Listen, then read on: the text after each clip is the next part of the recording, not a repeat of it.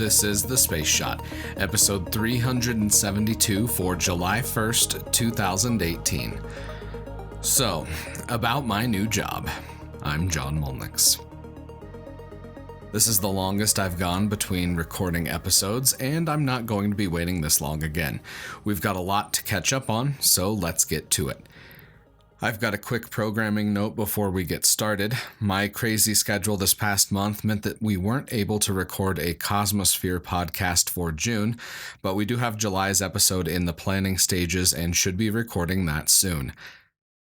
Later this July, I'm going to be interviewing the United Launch Alliance CEO, Tori Bruno, and our conversation will be airing in the August edition of the Cosmosphere podcast.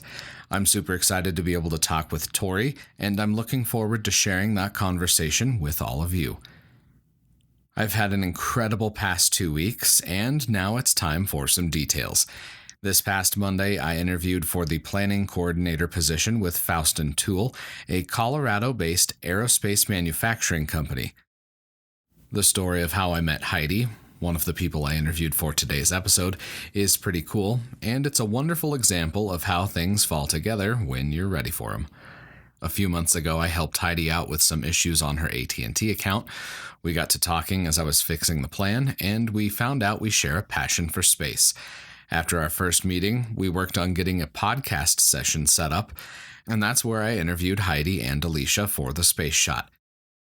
While editing this episode, Heidi and I were in contact, and she let me know that a position had opened up with Faustson, so I sent in my resume and interviewed just a few days later. My first 2 days at Faustson were last week, and I'm already loving it. So, full disclosure here for this episode, I now work at Faustson, something that wasn't even on my radar at the time of recording this interview. Before we hear from my new bosses and about the work that's being done at the company, let's talk a bit about the news. I've also got a quick editorial note and disclaimer before we start. The views and opinions expressed in this podcast are solely mine and do not represent the views of Faustson. I'm speaking to you today as someone who loves space and history, and not as a representative of any company. Now, with that disclaimer out of the way, here's a little bit of news. On Friday, June 29th, SpaceX launched a Falcon 9 rocket and Dragon capsule on the CRS-15 mission. This launch, like many from SpaceX, saw the reuse of a Falcon 9 first stage and Dragon capsule. According to SpaceX, this was the last flight of the Block 4 variant of the Falcon 9, which is an important shift because the company's moving to using the Block 5 variant of the rocket. The Block 5 Falcon 9 will allow for more rapid reusability and eventually a 24-hour turnaround between launches, which is an unheard-of pace. The turnaround for the booster that launched CRS-15 was astonishingly fast.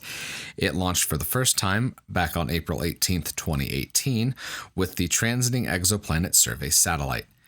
If you're interested in learning more about the Falcon 9 cores, I'd recommend a Reddit page that has an incredible amount of detail. It's not an official resource, but there's some dang good information there.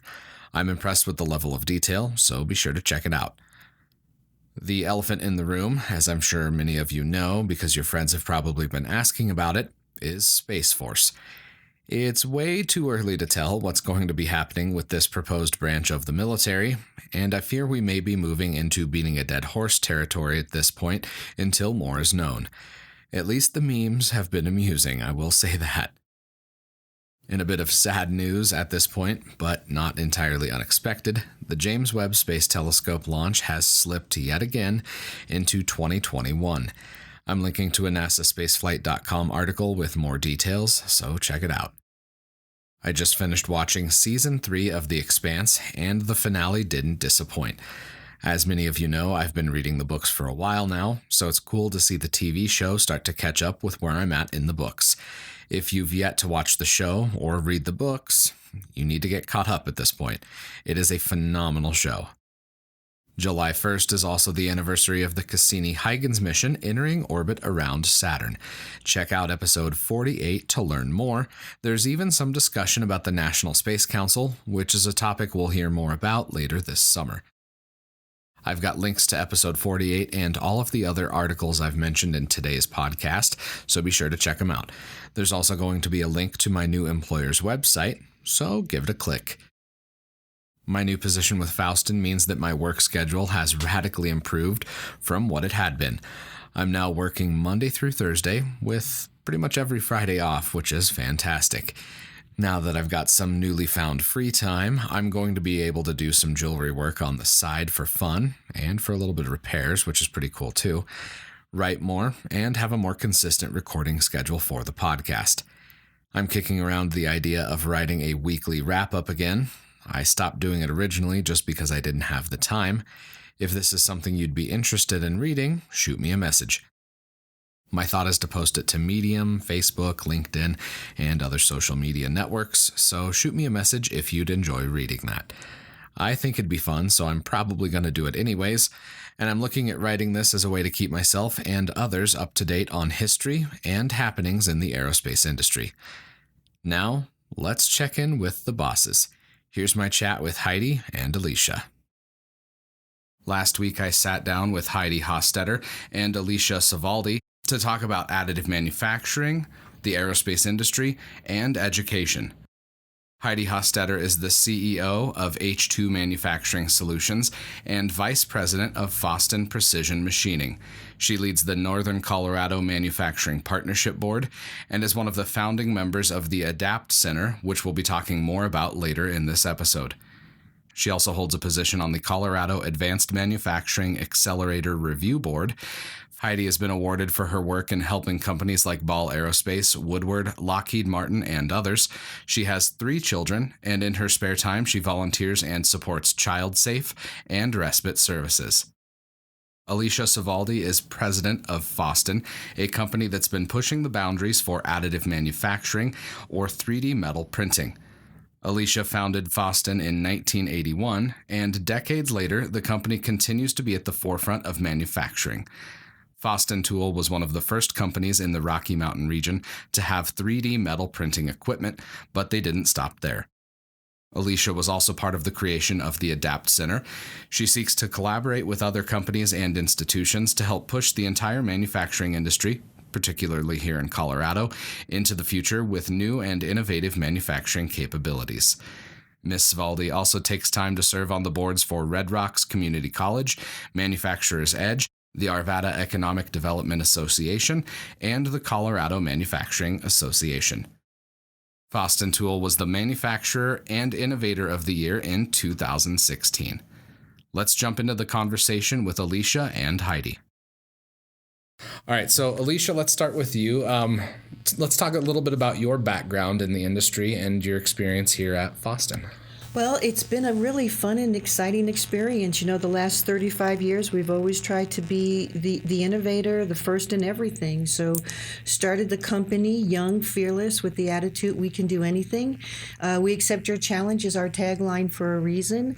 We took on the EDM process, then the 5-axis process, and now doing the 3D metal printing is probably one of the most exciting things I've ever seen in 35 years. So what's the difference for those of us who aren't like in the, manufacturing background? What's the difference between like the 5-axis milling and then the EDM that has something to do with sparks, if I remember reading correctly? Correct. Right. So the EDM is an electrical discharge machining. Okay. So it is a wire that goes through water and displaces the metal, as opposed to milling it away with a 5-axis machine. Interesting. So what are some of the benefits then of switching to 3D manufacturing instead? Well, it's an accuracy that you can get on parts that you could never get from machining. And you can take parts that were assembled and take 3 parts and build them together as one. You can make them lighter. So for aerospace, anything that's going to be flying, you can make them lighter in weight.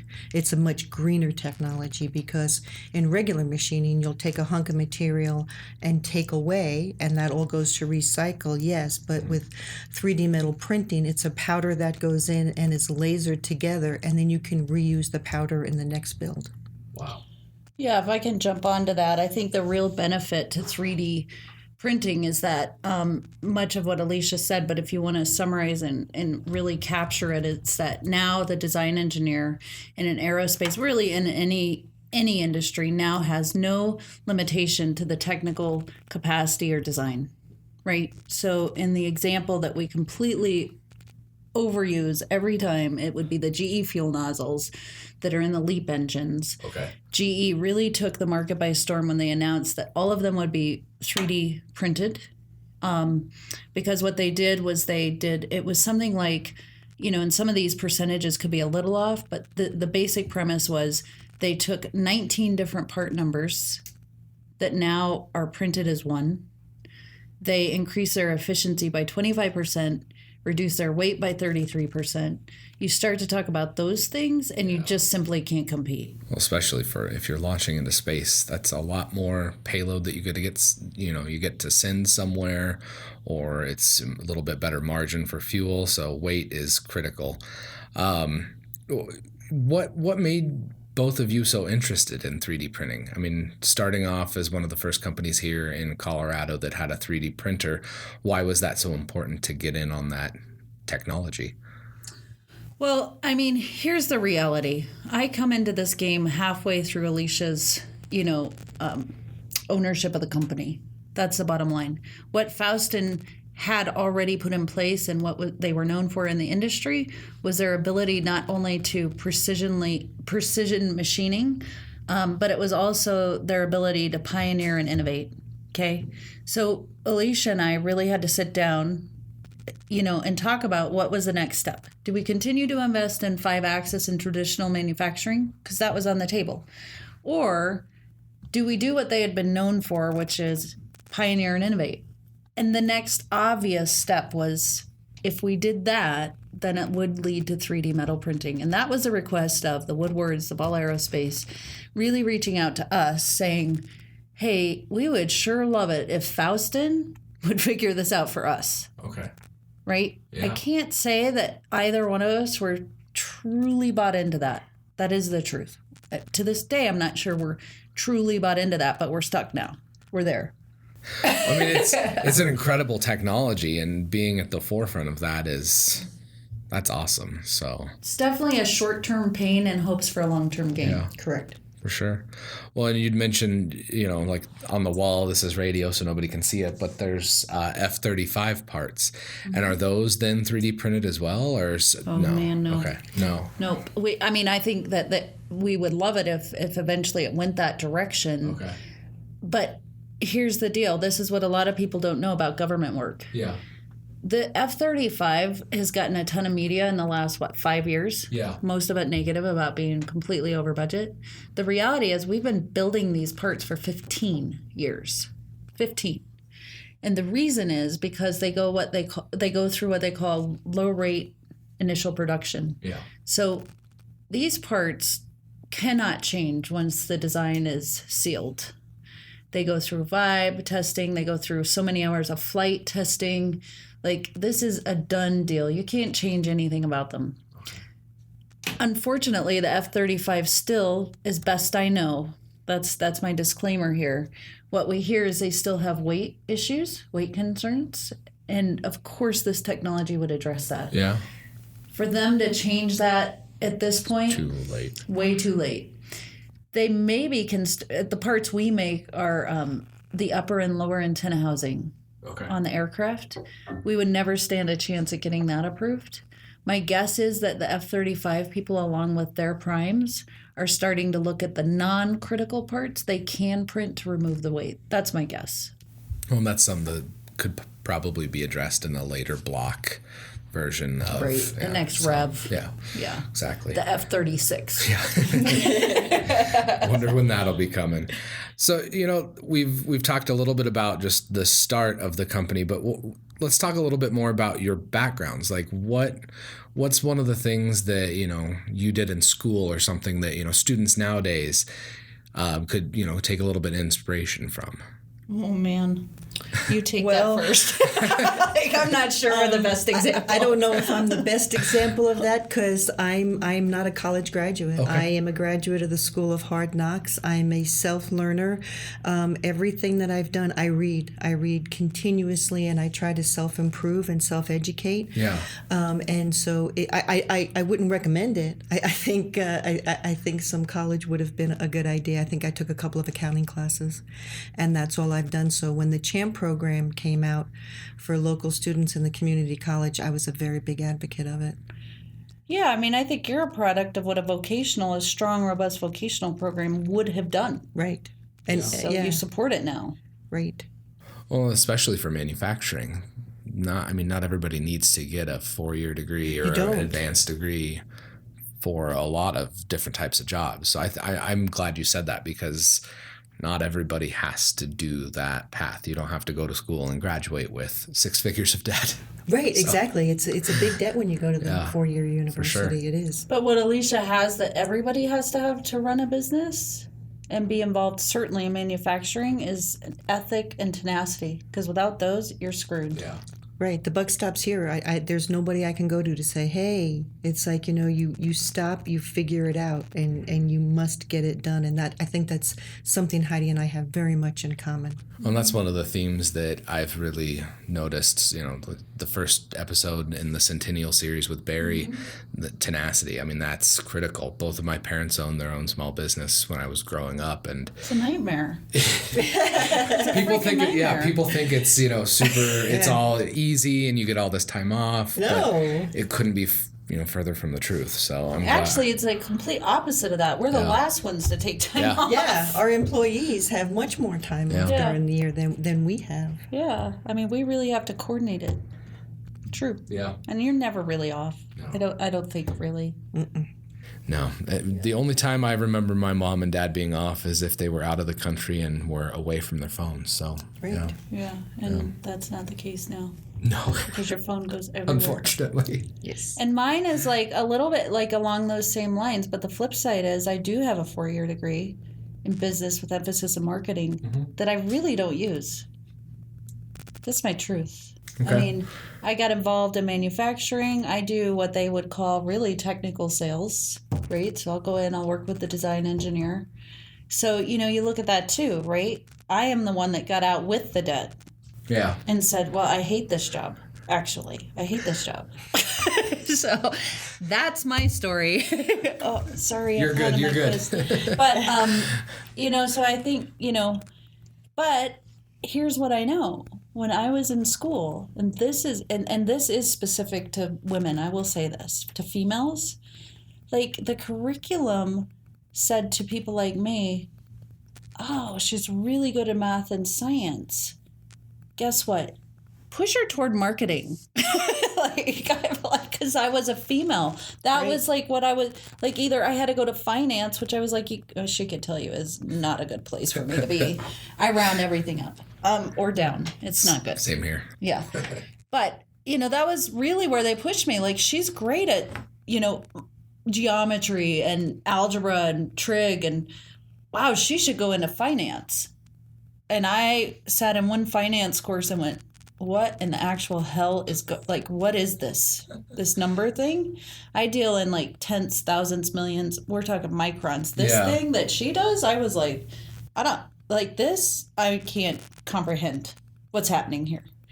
And I think that's the great balance of us, because when we get into microns, she's like, what all I know is zeros before that decimal going this way are nothing I want. That's The only reason I passed algebra in school was because I went every morning for help, and he took pity on me and passed me. It was side of my brain was challenged. But as females, like I think certainly in our generation, you didn't get pushed toward engineering. Yeah. You definitely were not told, go think about being a machinist or a welder, because if that would have been an option, I would have taken it. So when I learned the world of like this manufacturing, machining, oh my gosh, these numbers that I naturally, what's the word? Process Or adapt to. Yeah. Like actually have a place in the world. This is the part of the curriculum I think we both preach is like women can do all those things too. So I feel a lot of comfort knowing Alicia's like working on these boards where it's like, okay, and myself as well with NOCO, where we're saying, okay, the curriculum has to cater to every gender and every possibility. Well, and practical skills too, and just tying real world experiences into what you're learning. Right. So. Right. We'll pick our conversation back up here in just a minute. I've got a little bit of audio from the manufacturing floor at Faustson. So this part is a 3D printed part. We're talking a little bit about the substrate. Yeah, so it's an Inconel part, and I'm showing you here, John, how this is built on the actual, you have to have a build plate for starters that's loaded into the machine. There's a substrate that supports the actual part. Once the substrate is developed, which you can see all this cross hatching. Yeah. Then that sits on the build plate, and you start to lay down the material for the part, the powder, in 40 micron layers approximately. It depends on the material, up in Z, okay? So, and then when you take the part out, obviously you have to cut the support off, and that's where the wire EDM comes into play. Okay? The wire EDM. We just slice that off and clean the part up. Oh, wow. Okay. Right? There's this 80-20 rule when we print a metal part. Can I make 80% of the parts to the spec on the printer and clean it up 20%? So here's where that becomes an issue. Surface finishes I have to bring in because it comes off about an RA 125 on this in this technology. Okay. Most customers need at least an RA 32 to 64. Okay. Right? Yeah. We have to clean it up, and threaded holes, things like this, we have to bring it in. So again, we ask people not to overthink it. The spec is the spec. Indicate on your drawing what tolerances you need, what surface finishes you need. We have all the support equipment, as you can hear. We have about 20 different CNC mills ranging from 3, 4, 5 axis. We have wire EDM. Right? We have the ability to do the secondary ops. If you look at the Terry Waller's reports, the additive reports, he's like the additive guru. He happens to live in Fort Collins. Oh, wow. There's a thing called the Waller's report. If you look at that, there's 2 years ago he quoted, and he's 100% correct, that the secondary operations are as important, if not more important, than the actual printing. We like to tell people this particular part that you see here, I won't mention who or what, but it's an impeller blade, right? Well, let's talk about ADAPT, because I think this is a good time to start talking about that. So, the Alliance for the Development of Additive Processing Technologies. What does that mean? Yeah, well, first of all, that acronym is awesome. Having to define it was done by academics, because I still hear it and go, oh, right, that's what it means. You're good. So here's the bottom line, and interject at any point.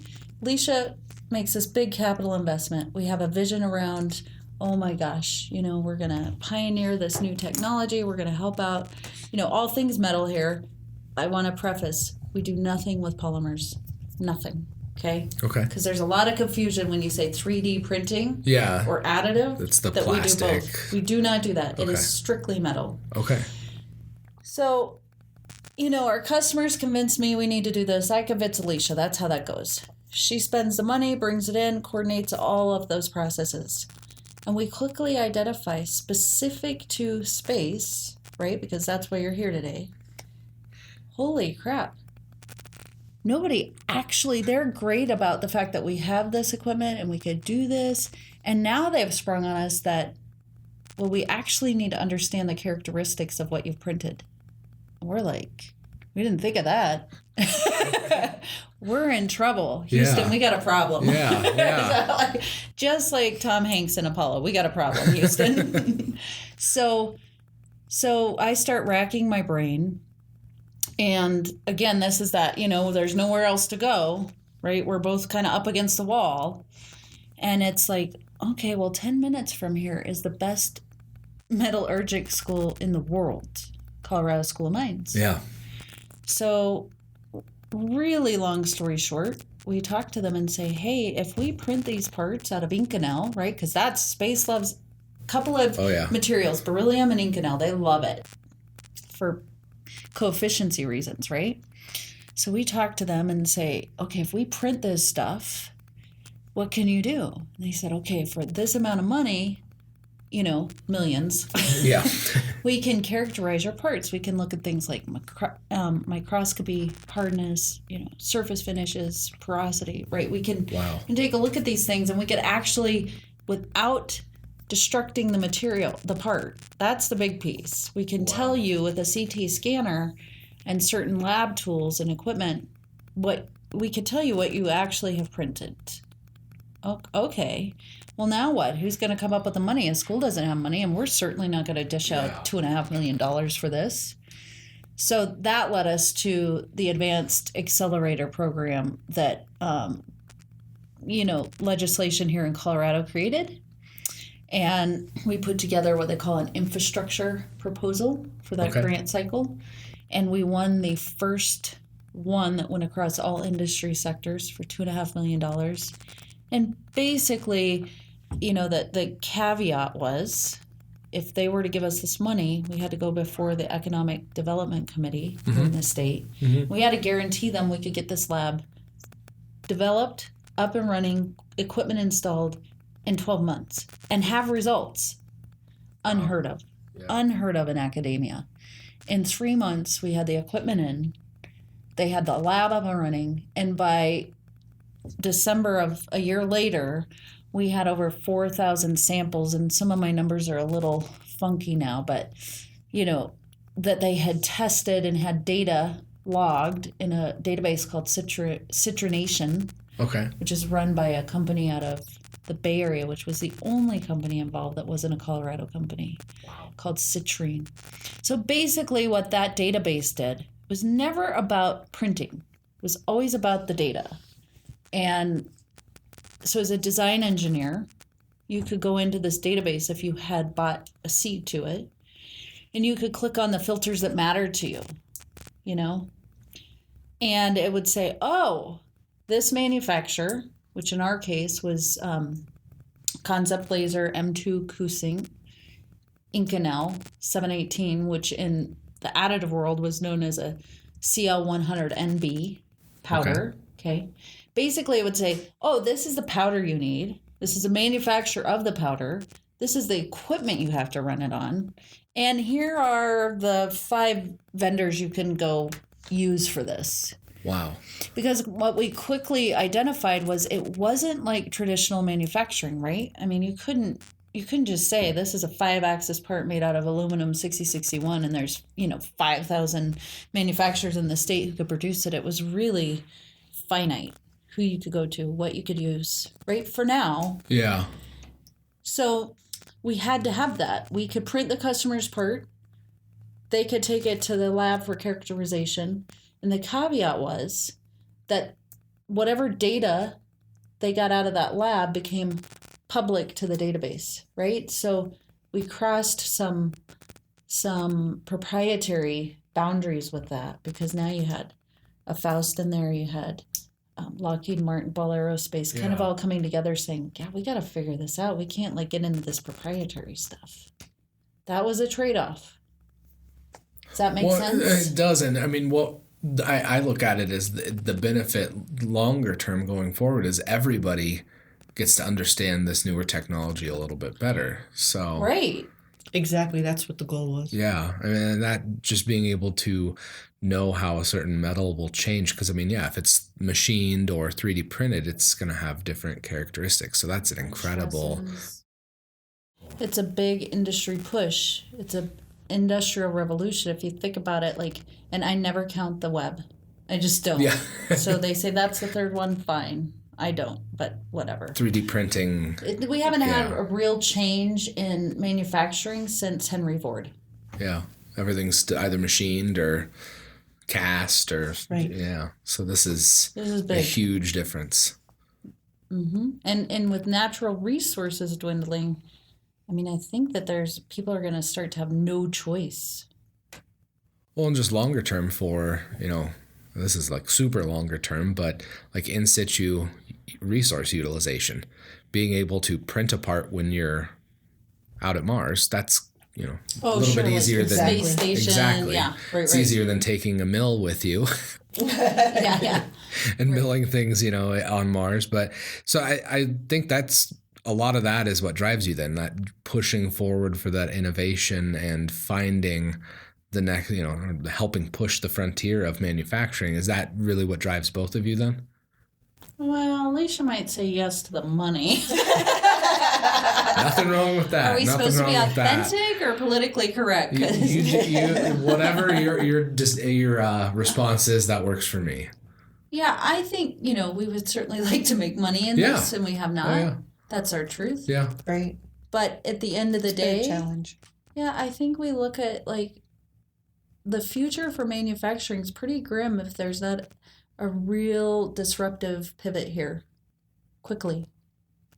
Natural resources, lead times, what a lot of people don't realize about space programs, and I know that you know this, John, but every time I'm shocked every time to tell this to people, and they're like, oh, now I get it. And that is, okay, if we have a 4 to 6 month lead time on a machine, which means you can't even get on it for that amount of time, okay? And then your clock starts ticking. Yeah. Right? And maybe you've got a part that's, I can think of a couple like on Kepler. The optical substrate took us 18 months to produce. Yeah. Okay? So when you start to really stack this up, and now you've got over a year lead time, you're at a 2-year lead time if you look at that part, okay, specifically. These launch dates that space programs come up with are closely monitored. There's a reason they get this one moment in time that they can launch that scope to place it exactly where they need it. And here's a really unfortunate news. If you miss it, it never comes around or not in your lifetime again. So being late is not an option. A lot of the principal investigators on those missions, if it launches 5 or 10 years late, that's the difference between having that data during their career and having it be their graduate assistant's data. So it's critical. And you may miss that. your window of what it is you're trying to achieve in total. Well, I'm glad you mentioned Kepler, because that was one of the missions that when we were talking earlier, that's one of the big ones in the news. So what exactly was produced then? The optical substrate, what part of the telescope is that? Yeah, so we can, obviously it's radio, so you can't see, that's unfortunate. But so for those that know about Kepler, right, the things that they know are that a lot of Colorado companies involved in that. A ton, in fact. Ball Aerospace, LASP, Faustson, we're always the nameless one, right? We're the secondary or maybe even tertiary. Nobody knows us, right? But it also was one of the biggest optical spends in the history of any government, any space program. I can't remember the dollars involved, and maybe at some point I can research that and email you later. Sure. But this substrate, it's an optical substrate, right? Okay. So this is one of the most critical parts to that scope.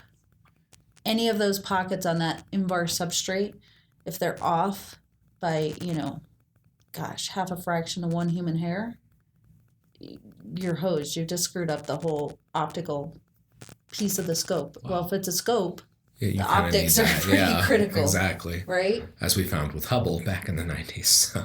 Right. Yeah. And none of us really knew what we were doing. We worked with an engineer who we respect a lot at Ball Aerospace. And literally, this is kind of before SLA and all that became a really big deal. He brought out to me, he didn't even have a print. He met me in the lobby, the security lobby at Ball Aerospace.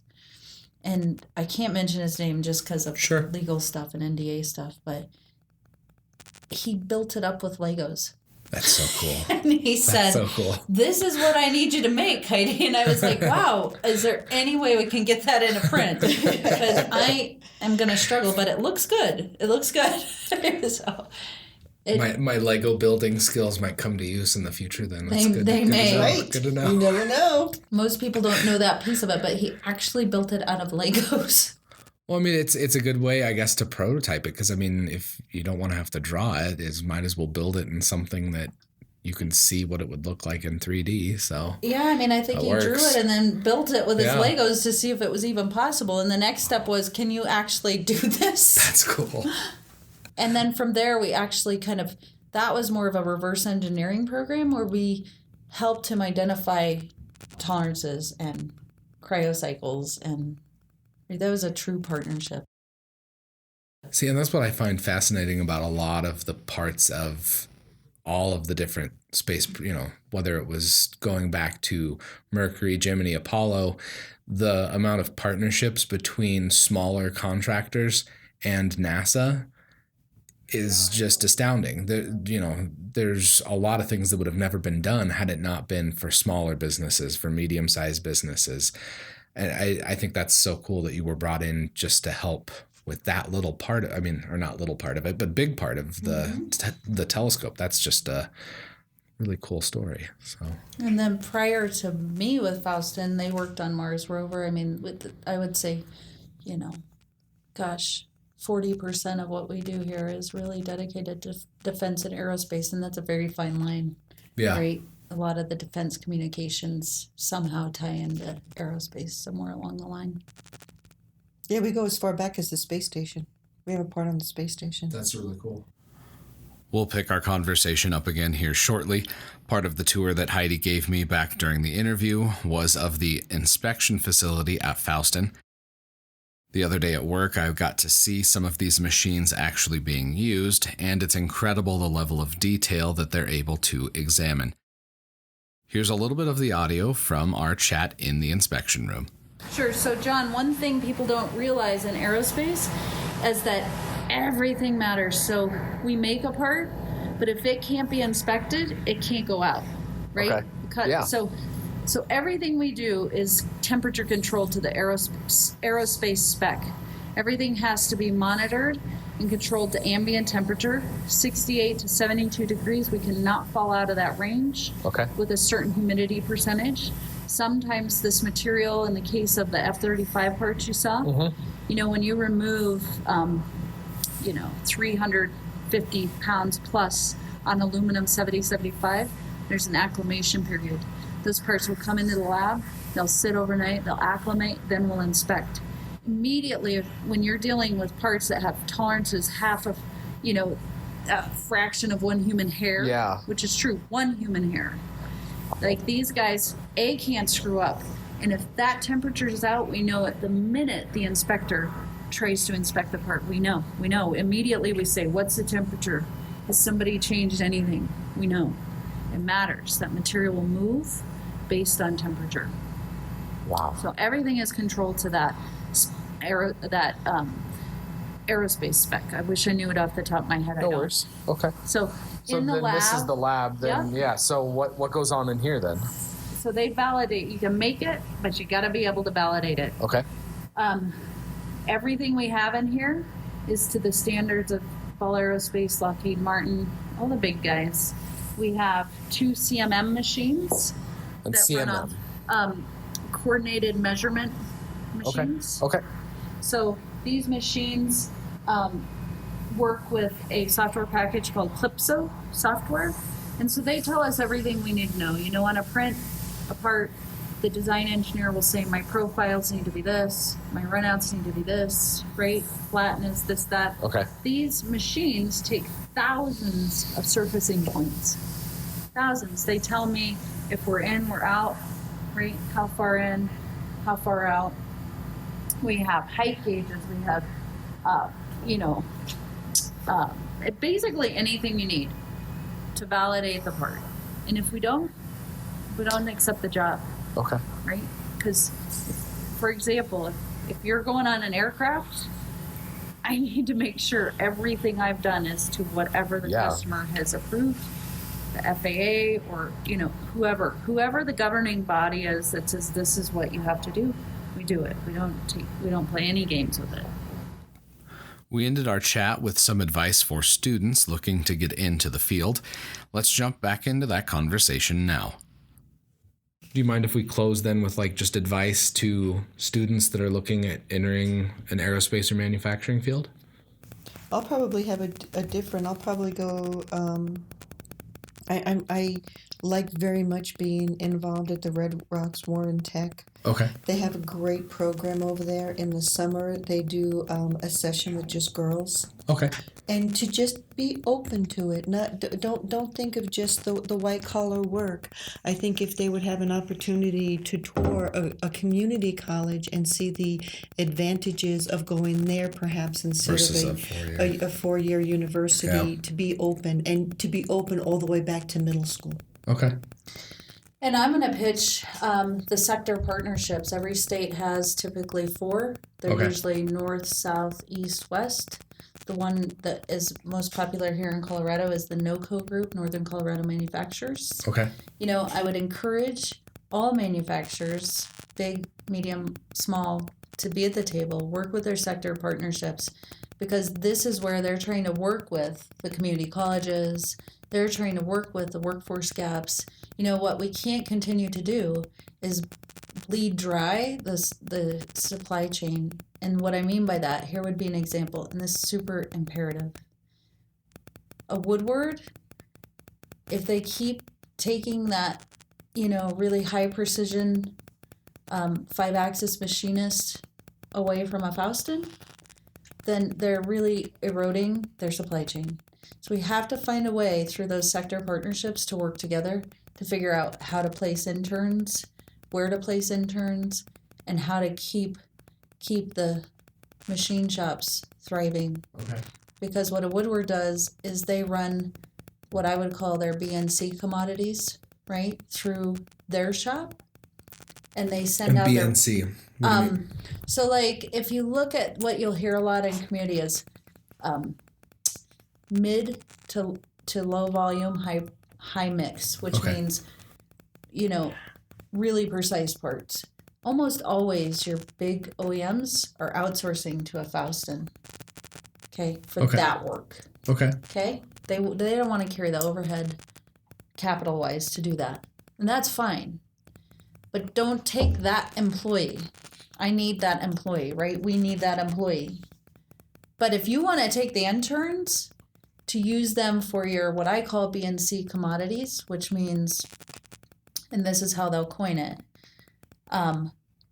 high volume, low mix, which means, you know, wide open tolerance Okay. parts kind of all day long. They love running that stuff there. They save a lot of money doing it. Great. You intern them and give them to us later. We have to come up with something, and that's what the sector partnerships are supposed to do.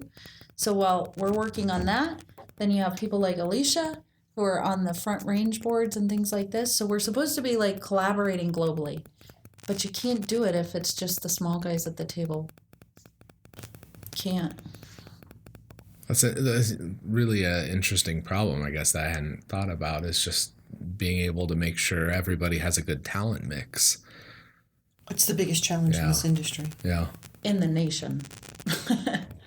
I mean, I can remember 15 years ago, 17 years ago starting here, we had 40 machinists.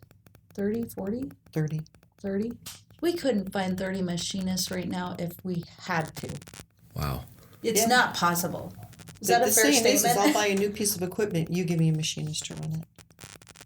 It's not possible. It limits your capital investment because you can only buy a machine if you have somebody to run it, right? Yeah. It's a big problem. So you have me, who's responsible for revenue generation, going to her saying, get me people. She can't find them. She actually cannot find them. So we have to figure it out. That's why we sit on these boards. Well, I mean, that's something that students going forward, it's a good piece of information to have, because it's not just the technical field that, you know, you have to go into. There's more practical, like you were saying, not blue collar, but, you know, the manufacturing side of the industry is just as critical as the software side or the design side. You have to be able to build the things if we're going to go somewhere. It is, and So, it is a blue collar job. And what Yeah. we need to stress in this country is we are really proud to be a blue collar company. yeah. I have always had such pride in thinking of what we do, and we are absolutely the blue collar worker. I'm proud of it. Yeah. Well, Yeah, there's nothing wrong with it. No, and that's one thing that I wish more people would understand, especially for like trade schools. Is it's not a bad option for a lot of people. Great option. Yeah. We've never laid off anyone. Wow. 35 years. Yeah, back in the crash, I mean, you and I took the financial hit. We never let anyone go. We never, yeah. That's incredible. But here's the piece. Like, there's that piece that she speaks to, and I'm kind of waving the flag of, like, here's the deal. There's 6,000 manufacturers in the state of Colorado. 5,000 of them are 20 or less employees. If those shops keep going out of business because the OEM is pressing them so hard on certain pricing, things like this, what are you going to do? What are you going to do? Yeah. It's not just a loss of jobs, it's a loss of, I mean, institutional memory of workers that you can't just can't train somebody and just get them in there immediately. That's a longer term problem if that continues to happen. Yeah, so the shout out is we have to work together. I think that's a great part to end on. Heidi, Alicia, thank you for being on the podcast. Thanks, John. you. That's it for this week. Until next time, I'm John Molnix, and I'll catch you on the flip side.